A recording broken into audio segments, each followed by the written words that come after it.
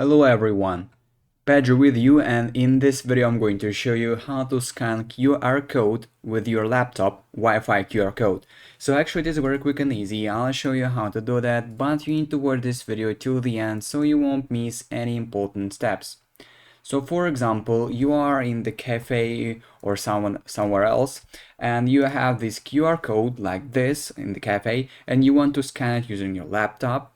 So first of all, you need to take a photo of this QR code using your phone and then email it to yourself, to your computer. So for example, just simply go to the Gmail and send it to your Gmail, open Gmail on your computer and just download this picture, and that is it. Or use Telegram, web messenger, etc. everything. So when you downloaded your QR code, the next step is you need to open browser on your computer, laptop, and then connect to the internet. If it is already connected, it is okay, but you can just use your personal hotspot on your Android or iPhone and just simply connect to your personal hotspot and you'll get your internet on your laptop. And here you need to now type Wi-Fi QR code scanner in the search bar and use any of these websites you want. I will go with the first one.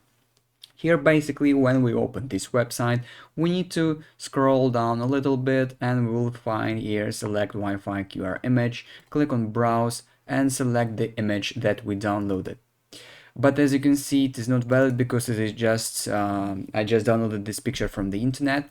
This is not a valid Wi-Fi QR code, but your Wi-Fi QR code will be scanned and you will get your password, network type, SSID, everything you want. And basically that is it. That is how we can scan QR code with our laptop. If you found this video useful, leave a like and subscribe to the channel. Thank you.